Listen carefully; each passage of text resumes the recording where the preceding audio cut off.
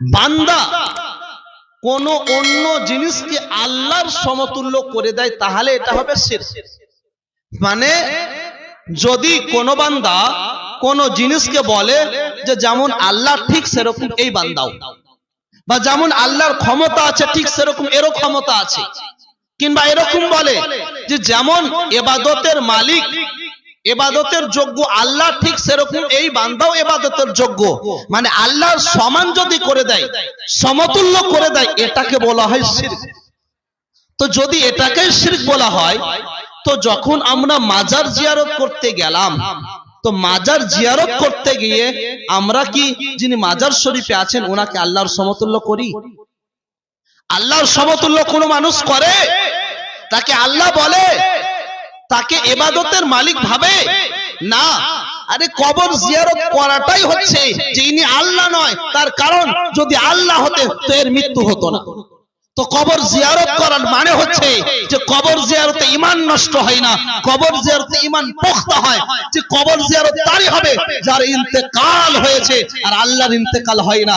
তো এত বড় ফায়দা আছে যে কবর জিয়ারত করার মানে হচ্ছে যে ইনি আল্লাহ নয়, তো আমরা আল্লাহ নয় এটা কবর জিয়ারত করে এলান করি, আর তারা বলছে যে তারা আল্লাহর সমান করে দিচ্ছে। বড় মিস্টেক না? কবর জিয়ারত করার মানে কি? যে ইনি আল্লাহ নয়, আল্লাহ যদি হতেন তো ইনার ইন্তেকাল হতো না। তো আমরা কবর জিয়ারত করে তাওহীদ বয়ান করি যে কেবলমাত্র আল্লাহ এক। আর একটি কথা, যে আমাদের সাধারণ ব্যক্তির মধ্যে কিছু মানুষ অজান্তে কি করে যে সাজদা করে দেয়। সবাই করে না। কোন আলিম আজ পর্যন্ত কোন আলিম বলেননি যে মাজারে সাজদা করা জায়েজ। কেউ শুনেছেন কোন আলিমের মুখে? পাবলিক অজান্তে হয়তো কেউ গিয়ে করে দিল, কিন্তু এই কোন আলিম তো বলে না যে সাজদা করো। সাজদা করা, মনে রাখুন, সাজদা করা হারাম, হারাম, হারাম। মাজার শরীফে সাজদা করা যাবে না, বা কোন ব্যক্তির সামনে সাজদা করা যাবে না। সাজদা দুই রকমের হয়, এক হয় ইবাদতের সাজদা, আর এক হয় সম্মান বা তাজিমের সাজদা। যদি কোন বান্দা কোন জিনিসকে আল্লাহ ছাড়া কোন জিনিসকে সাজদা করে, আর এই ভেবে সাজদা করে যে যেমন আল্লাহ সাজদার মালিক, আল্লাহ সাজদার যোগ্য, ঠিক সেরকম এই বান্দাও সাজদার যোগ্য, মানে যেরকম আল্লাহ ইবাদতের লায়েক এই বান্দাও ইবাদতের লায়েক। তো ইবাদত ভেবে যদি কোনো ব্যক্তি কাউকে সাজদা করে দেয় তাহলে সে মুশরিক হয়ে যাবে, কাফির হয়ে যাবে, মুসলমান থাকবে না। কিন্তু যদি কোনো ব্যক্তি এই না ভাবে, ইবাদত না ভাবে, সম্মান হিসাবে সাজদা করে, সম্মান যে ইনি একজন আল্লাহর ওলি, এই সম্মান হিসাবে সাজদা করে দেয়, তো মনে রাখবেন যে সম্মান হিসাবেও সাজদা করা হারাম, হারাম, হারাম। সম্মান হিসাবেও সাজদা করা যাবে না। তবে যদি সম্মানের ক্ষেত্রে কোনো বান্দা সাজদা করে দেয় তো হারাম তো অবশ্যই হবে, কিন্তু সে কাফের হবে না। সে কাফের হবে না। কাফের তখনই হবে যখন ও ভাববে যে এই বান্দাও ইবাদতের লায়েক, যেমন আল্লাহ ইবাদতের লায়েক, তখনই সে কাফের হবে। সম্মানের কারণে যদি করে তো এটা হারাম কাজ হবে, হাজার বার হারাম কাজ হবে, কিন্তু কাফের ও মুশরিক হবে না। আর একটি কথা, সুতরাং আমাদেরকে কি করতে হবে? আর আমাদের জলসা জুলুসের মধ্যে, উরুসের মধ্যে বহু রকম খারাপিও চলে এসেছে, আমরা সুযোগ করে দিচ্ছি। সুযোগ করে দেয় না? রাসূলুল্লাহ কবর জিয়ারত করতে বারংবার বলেছেন, নিজে করেছেন, সাহাবায়ে কিরামকে ডেকে নিয়ে কবর জিয়ারত করিয়েছেন। রাসূলুল্লাহ বললেন কবর জিয়ারত করতে গেলে মানুষের গুনাহ মিটে, কবর জিয়ারত করতে গেলে মানুষের মাগফিরাত হয়ে যায়, জান্নাতের অধিকার হয়ে যায়। কিন্তু জান্নাতের অধিকার তখনই হবে যখন শরিয়াতের হিসাবে জিয়ারত করবে। এই নয় যে জিয়ারত করতে গিয়ে সাজদা করে দিলাম। সাজদা যদি করে দেয় তো আর এই বরকত অর্জন হবে না, বরং সে গুনাহের অধিকার হবে। আজ পুরুষের মধ্যে মেয়েদেরকে দেখা যায় যে ছেলে মেয়ে একই সাথে চলছে। বলুন নেকি পাবেন? আপনি নেকি পাবেন? আপনি নেকি করতে গিয়ে আপনার তো গুনাহ হচ্ছে। সুতরাং কবর জিয়ারত অবশ্যই করতে হবে, এটা রাসূলুল্লাহর সুন্নাত। কবর জিয়ারত করতে ফজিলত আছে, কিন্তু মেয়েদেরকে কবর জিয়ারত করতে নিয়ে যাবেন না, মেয়েদেরকে উরুসে নিয়ে যাবেন না। আর যদি আমরা যাই আর যদি দেখি যে মেয়েদের কাছ থেকে বাঁচার কোনো পথ আছে তাহলে যাব। আর যদি দেখি যে তাদের শরীর আমাদের শরীরের মধ্যে টকরাও হয়ে যাচ্ছে, কোন রকমের বাঁচার পথ নাই, এত ভিড় আর কোনো অন্য রাস্তাও নাই, তো এই জায়গাতে যাওয়ার চাইতে না যাওয়া ভালো। কখন যাবেন? আপনি যখন দেখতে পাবেন যে এবারে অবস্থা ঠিকঠাক হয়ে গেছে, এবারে গেলে নেকি পাবো, সেই সময়তে গিয়ে আপনি জিয়ারত করুন। বা দেখুন, যদি আপনি যান তো নিজের চোখকে নিচে করে আপনার যেটা কাজ ওযু করে করে আপনি কবর জিয়ারত করে সরাসরি পালিয়ে আসুন। এই পদ্ধতিতে কবর জিয়ারত করুন। কবর জিয়ারতে মাজারে গিয়ে কখনো সাজদা করবেন না, মাজারে গিয়ে কখনো তিনাকে আল্লাহ ভাববেন না, আর কোন মুসলমান এটা ভাবেও না। এটা বলা ভুল হবে যে কোন মুসলমান তাকে আল্লাহ ভাবছে, কখনোই হতে পারে না। আর আরেকটি মাসআলা, সেটা হচ্ছে যে আমরা কি করি যে আল্লাহর ওলির দরবারে মান্নত মানি।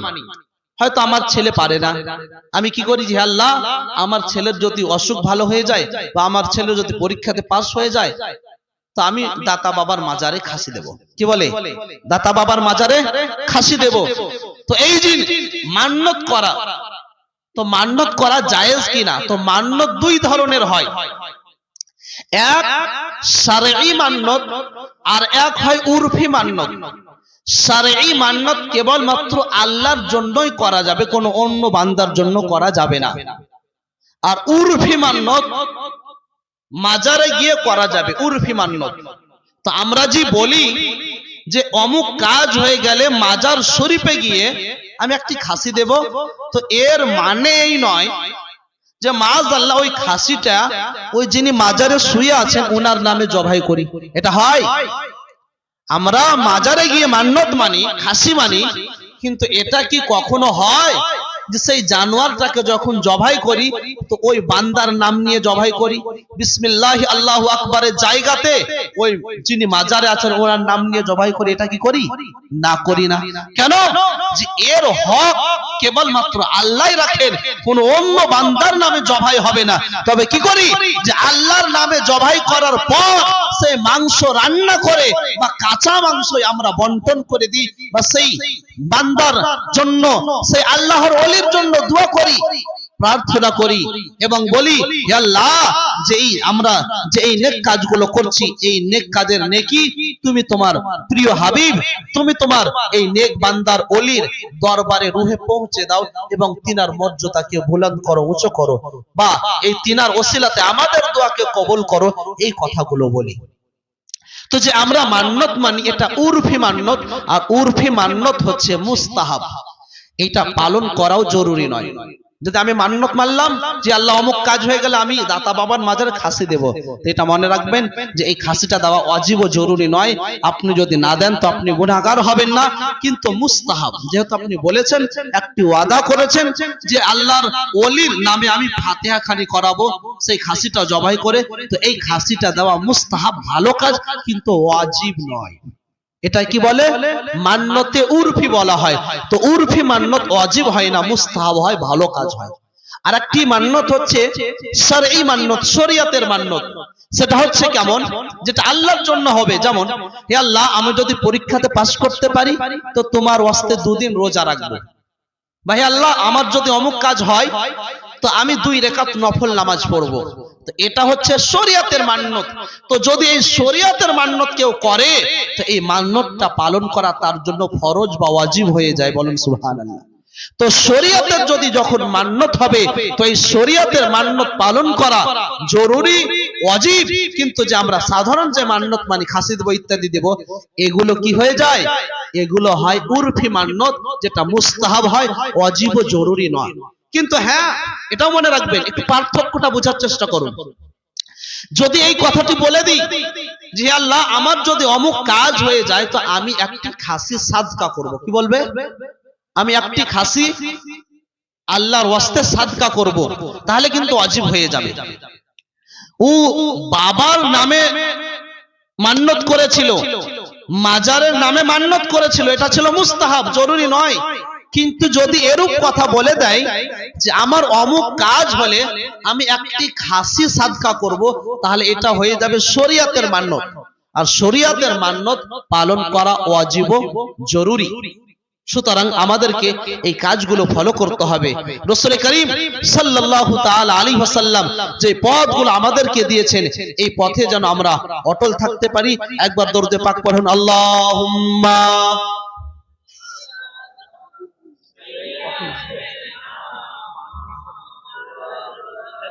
ওয়া আলা আলি সাইয়্যিদিনা সাল্লাল্লাহু তাআলা আলাইহি ওয়াসাল্লাম। তো আমার এই আলোচনাতে কি বুঝতে পারলাম আপনাদেরকে মোট কথাগুলো বলে দিচ্ছি। এক হচ্ছে যে মানুষের ইন্তেকালের পর তার জন্য কোরআনখানি করা যাবে, দোয়া করা যাবে, কুলখানি করা যাবে এবং তার জন্য জিয়ারতও করা যাবে। দ্বিতীয়, রাসূলুল্লাহর মাজার শরীফ জিয়ারত করা যাবে এবং রাসূলুল্লাহ এটাও বললেন যে জিয়ারত করবে না হজ করতে এসে সে আমার উপরে জুলুম করবে। তো রাসূলুল্লাহর মাজারে জিয়ারত করা জায়েজ আছে এবং রাসূলুল্লাহ ছাড়াও আরো বুজুর্গানে দিন বা সাধারণ মুমিন ভাইদের কবর জিয়ারত করাও জায়েজ আছে। এই হাদিস দ্বারা আমরা বুঝতে পারলাম, এটাও বুঝতে পারলাম যে জিয়ারত করতে গেলে, রাসূলুল্লাহর জিয়ারত করতে গেলে জান্নাতের সার্টিফিকেট পাওয়া যায়। রাসূলুল্লাহ বললেন যে আমার জিয়ারত করলে আমি তাকে জান্নাতি বানাবো। এবং এই হাদিস দ্বারা, যে হাদিসগুলো বললাম এই হাদিস দ্বারা এটাও প্রমাণ হলো যে আল্লাহর ওলির দরবারে যাওয়া যাবে। আর মানত দুই ধরনের হয়, এক উরফি মানত যেটা করা ওয়াজিব নয় মুস্তাহাব কিন্তু করা ভালো, আর আরেকটি মান্নত হয় মান্নাতে শারঈ যেটা করা ওয়াজিব জরুরি। এবারে আসুন আমরা মুসলমান, রাসূলুল্লাহ সাল্লাল্লাহু আলাইহি ওয়াসাল্লামের কি মর্যাদা, কি শান, কি মর্তবা, এটা আমাদেরকে বেশি বেশি দেখতে হবে। তার কারণ কি জানেন?